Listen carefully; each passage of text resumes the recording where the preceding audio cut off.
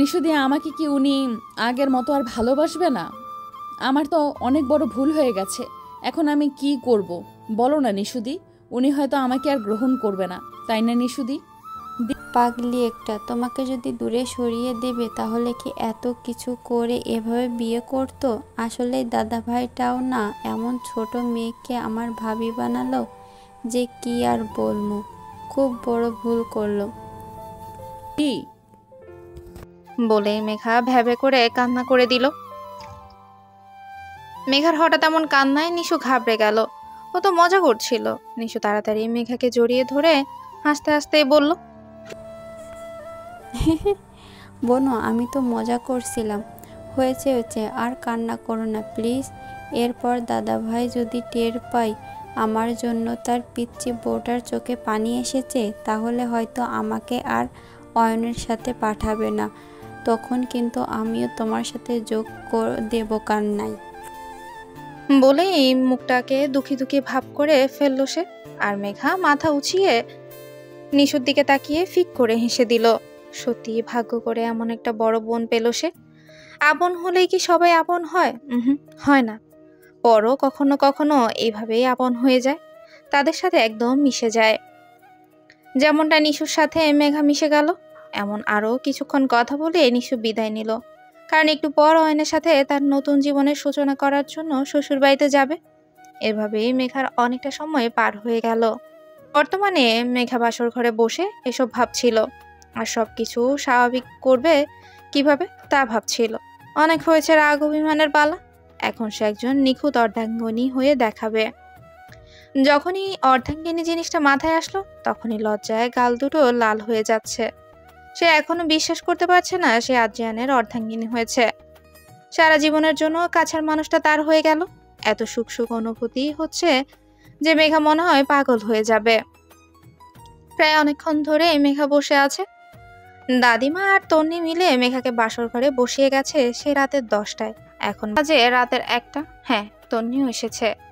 আদ্রানি আসতে বলেছে। বান্ধবীকে পেয়ে মেঘা তো ভীষণ খুশি হয়েছিল। এরপর অনেক কথা হলো তাদের সাথে, দাদিমাও যোগ দিয়েছিল। দাদিমা এখন মেঘার সাথে আবার আগের মতো কথা বলছে, সাথে অনেক উপদেশও দিল। তন্নি তো অনেক গভীর গভীর কথা বলেছে যে তার কান দুটো গরম হয়ে গিয়েছিল। আল্লাহ, মেয়েটাকেও কি এক পিস রে বাবা! আল্লাহ, মেয়েটাও কি এক পিস রে বাবা! এসব ভাবতে ভাবতেই যে কখন ঘুমিয়ে পড়লো খবর নেই। হঠাৎ দরজা খোলার শব্দ পেতেই মেঘার ঘুমটা হালকা হলেও চোখ জোড়া খুলতে পারলো না। আদ্রিয়ান ঢুকে দেখলো তার রুমটাও পুরো ফুলের রাজ্য করে ফেলেছে। খুব সুন্দর করে রুমটা ডেকোরেট করা হয়েছে। আদ্রিয়ান রুমে ঢুকে চারিদিকে চোখ বুলিয়ে বেডের দিকে তাকালো। বেডটিকেও আলিশান ভাবে ফুল দিয়ে সাজানো হয়েছে, মনে হচ্ছে পুরো একটা ফুলের বাগান। আর সেই বাগান আলোকিত করে আছে ভেতরে থাকা তার জীবনের বিশেষ ফুলটি, যে কিনা ফুলের রানী হিসেবে আছে। কিন্তু সেই রানী আপাতত ঘুমপড়ির সাথে ঘুমের জগতে মিশে আছে। আদ্রিয়ান সামনে আগাতে লাগে। এরপর বেডে ঝুলে থাকা ফুলের শাড়িগুলো সরিয়ে মেঘার কাছে চুপটি করে বসলো। দেখলো মেঘা বাচ্চাদের মতো করে ঠোঁট ফুলিয়ে ঘুমিয়ে আছে।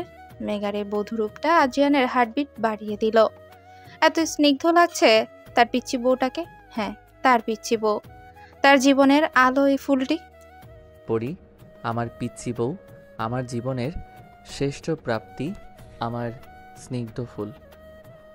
সকালে স্নিগ্ধ আলোড়নে চারিদিকে হিমেল বাতাস প্রভাবিত হচ্ছে। মধ্যরাতে বৃষ্টি হয়।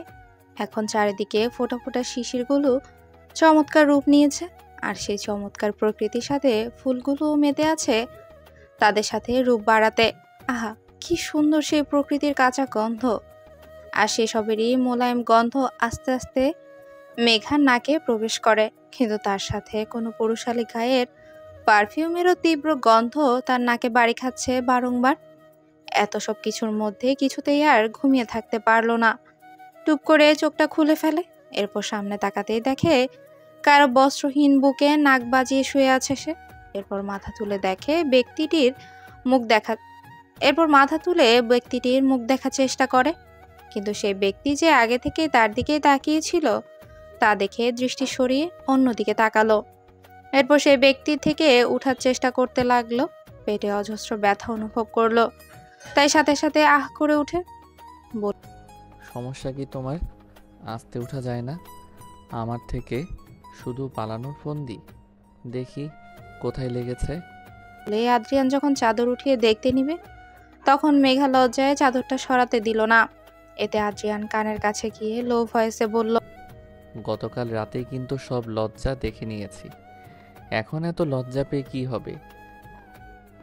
নাকি তুমি চাইছো আবার তোমার লজ্জাগুলো খুঁটে খুঁটে ভাঙাই? আদ্রিয়ানের এরূপ কথা শুনে মেঘার তো জান যায় যে অবস্থা। কি অসভ্য লোক রে বাবা, কালকের পাগলামোগুলো কি কম ছিল যে এখন আবার? এসব ভেবে আরো বেশি লজ্জা পেতে লাগলো আর ভাবতে লাগলো কালকের ঘটনা।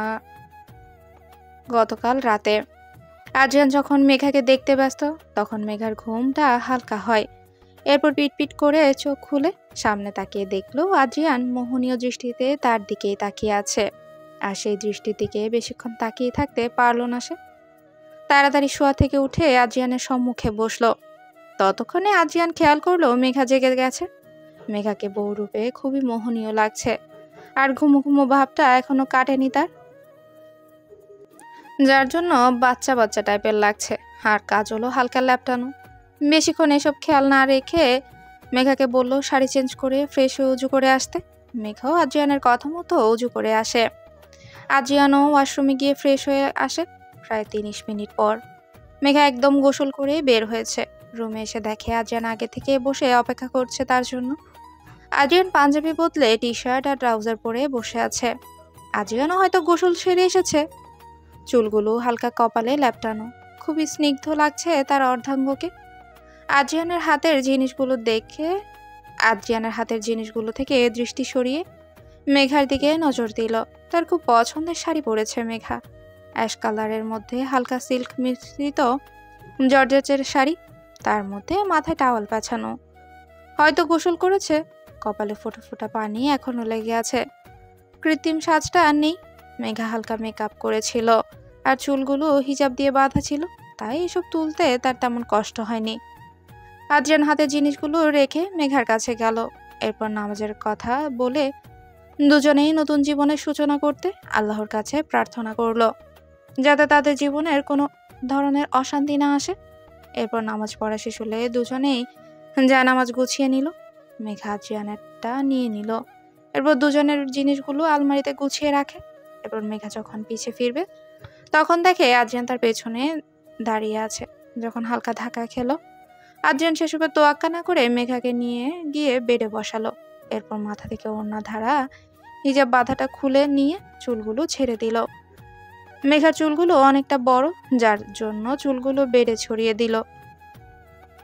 মেঘার চুলগুলো অনেকটাই বড়, যার জন্য চুলগুলো বেডে ছড়িয়ে গেল। এখনো প্রায় অনেকটাই ভিজা। এই মেয়ে যদি চুল ভিজায় তাহলে আর সেই চুল সহজে শুকায় না। সার্ভেন্টকে দিয়ে এই মেয়ে চুল শুকাতে হতো, না হলে ঠান্ডা লেগে যেত। মেঘার আব্বু এই বিষয়ে আদ্রিয়ানকে আগে থেকে বলে রেখেছিল, যার জন্য আদ্রিয়ান আগে থেকে একজন সার্ভেন্ট রেখেছিল মেঘার চুলের যত্ন করার জন্য। কিন্তু মেঘাকে জিনিসটি বুঝতে দেয়নি, কারণ সার্ভেন্টটিকে আগে থেকে বলা হয়েছিল যে মেঘার চুলগুলো তার খুব পছন্দের, তাই সেই সার্ভেন্টই মেঘার চুলের সব যত্ন নিবে, এমনটাই মেঘাকে বলা হয়েছিল।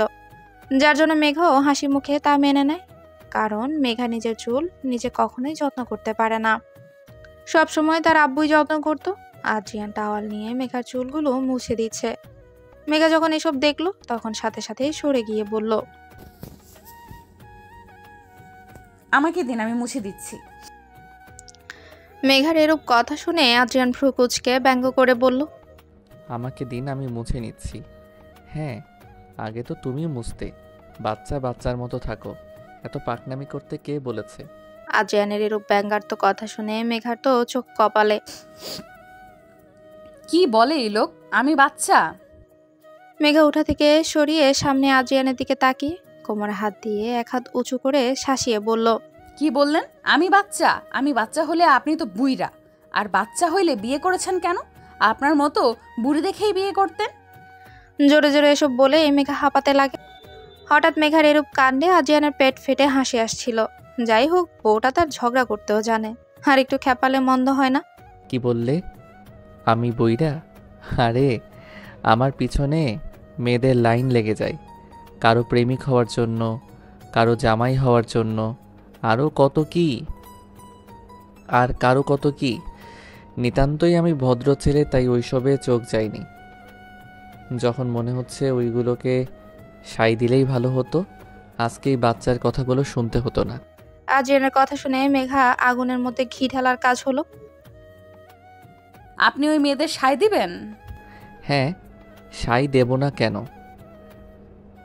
নিজের বউ যখন বুইড়া বলে, তখন তো আমার মতো বুড়ি দেখেই মেয়েদের পিছনে ছুটতে হবে। বউয়ের আদেশ বলে কথা, মানতে তো হবে। আদ্রিয়ান ইনোসেন্ট ফেস করে বলল। এরপর মেঘার পরবর্তী পদক্ষেপ দেখার জন্য প্রস্তুতি নিল। ঠিক আছে, যান আপনি আপনার মতো পছন্দের মেয়ের কাছে। থুর, থাকবই না এখানে।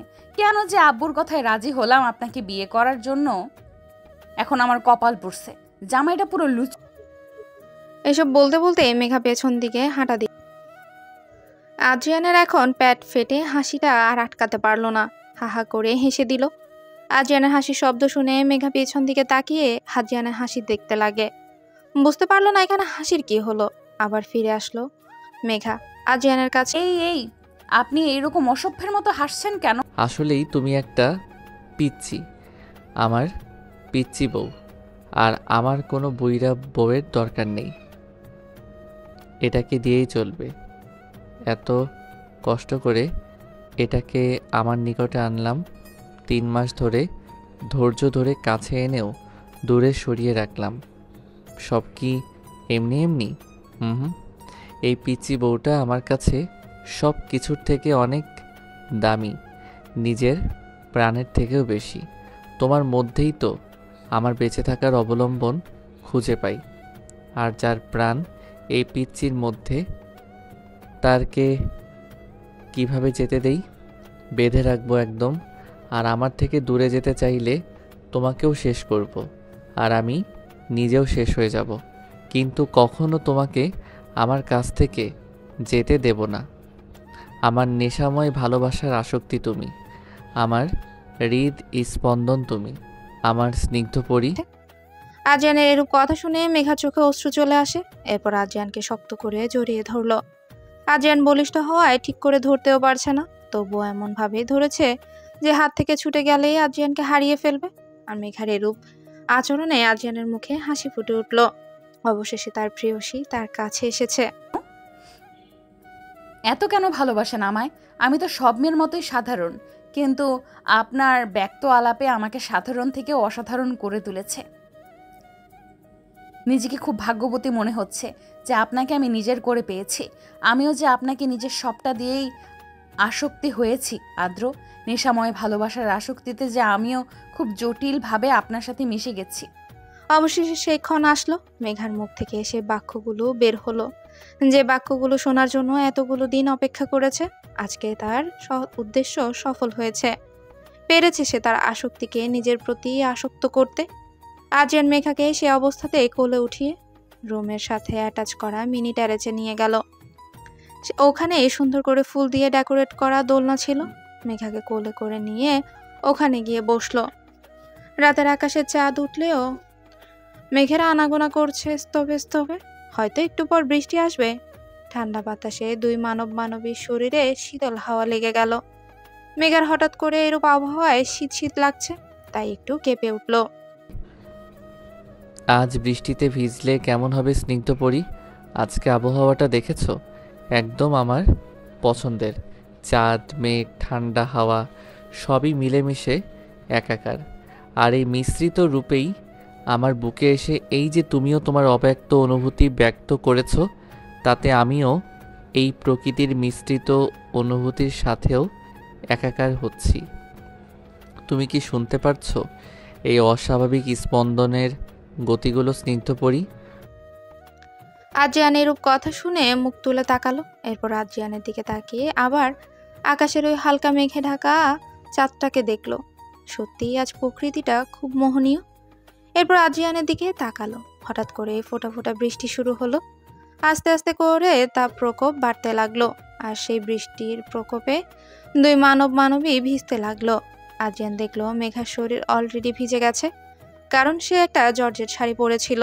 যা এখন শরীরের সাথে লেপ্টে আছে। এইসব দেখে আদ্রিয়ান একটা ঢোক গিলল। এরপর মেঘার দিকে হাত বাড়িয়ে কপালে পড়ে থাকা চুলগুলো কানের পেছনে গুজে দিল। এরপর লো ভয়েসে বলল, আজ যদি নিষিদ্ধ কিছু করি তাহলে কি খুব ক্ষতি হয়ে যাবে স্নিগ্ধ পরি? আদ্রিয়ানের এরূপ কথাতে মেঘার সারা শরীর কেঁপে উঠল। আদ্রিয়ানের ধরা হাতগুলো আরো শক্ত করে ধরলো মেঘা। মাথা নিচু করে থাকলো মেঘা, কিছুই বলল না। মেঘাকে কোনো কিছু বলতে না দেখে আদ্রিয়ান আর কিচ্ছু বলে না। ডোন্ট ওরি জান, তোমার অনুমতি ব্যতীত কখনোই তোমাকে নিষিদ্ধ ইচ্ছেগুলো প্রকাশ করব না। বলেই যখন আদ্রিয়ান মেঘাকে নিয়ে উঠতে চাইলো, তখন মেঘা আদ্রিয়ানের বুক খামচে ধরলো। আদ্রিয়ানের কোলে থাকা অবস্থায় জড়িয়ে ধরলো। আদ্রিয়ান মেঘার পজিটিভ সাইন দেখে কানের কাছে বলল, পিচ্ছি বউ, এবার তোমার কি হবে? ধরা তো দিয়ে দিলে, এখন আমার পাগলামিগুলো সামলানোর দায়িত্বভার তোমার জান। এরূপ কথা বলেই আদ্রিয়ান মেঘাকে কোলে নিয়ে বেডে গেল। এরপর মেঘার কপালে একটা কিস করে তার অভক্ত অনুভূতিগুলো ধীরে ধীরে বাড়াতে লাগলো। আর তার সাথে বাড়তে লাগলো দুই মানবের স্পর্শকাতরে কিছু সুখময় ধ্বনি, যা দেয়ালের মধ্যে বাড়ি খেতে লাগলো। প্রকৃতিও তাদের সুখময় অনুভূতির মাঝেই সাক্ষী হয়ে গেল। আজ মেঘা আদ্রিয়ানের রিসেপশন। বাড়িটি খুব সুন্দর করে রাজকীয়ভাবে সাজানো হয়েছে। যেহেতু বিয়েটা তেমন ধুমধাম করে হয়নি, তাই রিসেপশনটা বড় করেই হচ্ছে। এতে অবশ্য আদ্রিয়ান দ্বিমত পোষণ করেছিল, অনুষ্ঠান ঘরোয়াভাবেই করতে চেয়েছিল। কিন্তু দাদিমা আর মেঘার আব্বু বড় করে অনুষ্ঠান করতে চাইল, কারণ তাদেরও ইচ্ছে আছে। আদ্রিয়ান ওদের মুখের দিকে তাকিয়ে আর কিছু বলেনি। মেঘাও এতে অনেক খুশি হয়েছে। আর মেঘার মুখে হাসি ফোটাতে এই সামান্য অনুষ্ঠান তো করাই যায়, কিন্তু এতে যে তাদের লাইফ সংকটে যাবে। নিদ্র ওই দিন আদ্রিয়ানের বন্দি কারাগার থেকে পালিয়েছে, আর তার সাথে খোঁজ নিয়ে জানতে পেরেছে যে শুধুমাত্র নিদ্র নয়, এর পেছনে বড় মাস্টার মাইন্ডও আছে, যে নারী পাচারের মেন লিডার। আদ্রিয়ান বিভিন্ন জায়গায় লোক লাগিয়ে রেখেছে, হয়তো কালপ্রিটকে 2-1 দিনের মধ্যেই ধরে ফেলবে। কিন্তু এখন কথা হচ্ছে আদ্রিয়ানের অনুষ্ঠান, যাতে প্রায় 1000 খানিক মানুষকে ইনভাইট করা হয়েছে। বেশিরভাগই আদ্রিয়ানের ক্লায়েন্ট, সাথে মন্ত্রী, নেতা, গণ্যমান্য ব্যক্তিরা তো আছে। তাই সবার সেফটির ব্যাপারটাও তাকে দেখতে হচ্ছে। সবকিছুই খুব নিখুঁতভাবে হ্যান্ডেল করছে আদ্রিয়ান। মেঘাকে আজ নেভি ব্লু কালারের গর্জিয়াস লেহেঙ্গা পরানো হয়েছে, সাথে সুন্দর একটি হিজাব দিয়ে হালকা সাজ দেওয়া হয়েছে।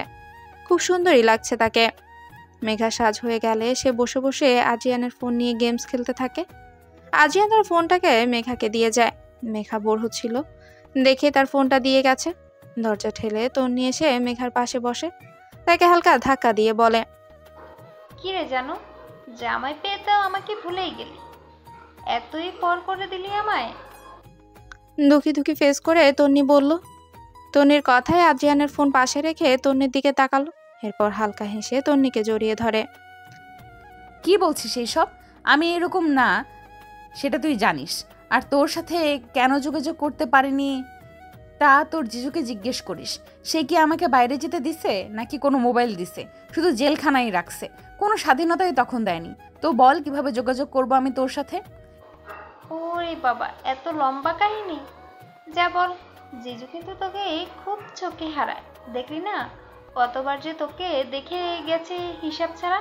ইস, আমিও যদি এরকম একটা জামাই পাইতাম তাহলে জীবনে আর কি লাগে বল। কেন রে, আমাদের আসাফ ভাইয়া কি কম নাকি? হঠাৎ মেঘার এরূপ কথা শুনে তন্নি ভেবাচাকা খেয়ে গেল। কোন কথা থেকে কোন কথায় যাচ্ছে মেয়েটা। এখানে ওনার কথা আসছে কেন? বেবি, তুমি কি আমাকে এতই অবুঝ মনে করো? আমি কি বুঝি না? এই 2 দিন ধরে তোমাদের কার্যকলাপ দেখেছি, কিভাবে চোখে চোখে কথা ইশারা হচ্ছিল। মেঘার এরূপ কথায় আর চুপ থাকতে পারলো না তন্নি। এরপর বলল কিভাবে তাদের সম্পর্ক সম্ভব হয়েছে, আসাফ কিভাবে তার জীবনের গুরুত্বপূর্ণ ব্যক্তি হয়ে উঠল, সব কিছুই। এভাবে অনেকটা সময় অতিবাহিত হলো। এরপর মেঘাকে নিতে দাদিমা আসে। দুজন মিলে মেঘাকে নিয়ে যায়। ওদের সাথে 4 জন মহিলা গার্ডও ছিল। আদ্রিয়ান কিছু ক্লায়েন্টদের সাথে কথা বলছিল। হঠাৎ করে সবাইকে সিঁড়ি দিয়ে তাকাতে দেখে সেও সেদিকে তাকালো। তার দৃষ্টি পড়তেই দৃষ্টি আর সরানো সম্ভব হলো না। সাথে কয়েকটা হার্টবিট তো হয়তো মিসও হয়েছে। মেঘা আস্তে আস্তে দাদিমা আর তন্নির সাথে কথা বলতে বলতে হালকা হাসি মুখে নিচে নামতে লাগলো। এরপর যখন নামছিল তখনই তার চোখ আশেপাশে যায়। কাঙ্ক্ষিত ব্যক্তিটিকে খোঁজার চেষ্টা করে। কিছুক্ষণের মধ্যে সে ব্যক্তিটিকে প্রদর্শনও হয়। আদ্রিয়ান মেঘার সাথে ম্যাচিং করে আজকে ড্রেস আপ করেছে। চুলগুলো সুন্দর করে সেট করা, মুখে হালকা চাপদাড়ি, মুখে মায়াবী হাসি। এক কথায় পুরো রাজকুমার লাগছে, তার রাজকুমার। এত সুন্দর হতে কে বলেছে এই রাজকুমারটাকে? এখন যদি তার রাজকুমারকে শাকচুন্নিগুলো নিয়ে যায় তখন তার কি হবে? না না, শাকচুন্নি নিতে আসলে তাদের হাত পা ভেঙে দিবে তো। দরকার হলে রাজকুমারকে কম্বলের ভেতর ঢুকিয়ে রাখবে, তবুও তার রাজকুমারকে কাউকে দিবে না। এরূপ কথা ভাবতে ভাবতেই নিজে সিঁড়িতে নামতে গেলে তখন লেহেঙ্গার পাড়ের সাথে পা লেগে পড়ে যেতে নিলে কেউ এসে তাড়াতাড়ি তাকে কোমর জড়িয়ে ধরে ফেলে। মেঘাও এরূপ কাণ্ডে ঘাবড়িয়ে যায়। আজকে যদি তা পড়ে যেত তাহলে তো তার মান সম্মানটাই যেত। আমার স্নিগ্ধ পরীর সম্মান মানে আমার সম্মান, তার সম্মানে আঘাত হানা মানে আমার সম্মানেও আঘাত লাগা। তাই বেঁচে থাকতে কখনো নিজের সম্মানে আঘাত লাগতে দেব না জান। হঠাৎ আদ্রিয়ানের কথায় মেঘা চোখ তুলে দেখে যে আদ্রিয়ানই তাকে ধরে রেখেছে। আদ্রিয়ান মেঘাকে ঠিক করে দাঁড় করায়। মেঘা আদ্রিয়ানের দিকে তাকিয়ে লজ্জায় মাথা নিচু করে ফেলল। সবার সামনে কি কাণ্ডটাই না ঘটলো। হুম, এই লজ্জা শুধু আমার জন্য, বাইরের কাউকে এই লজ্জা দেখানোর অধিকার আমি তোমাকে দেইনি মেঘু।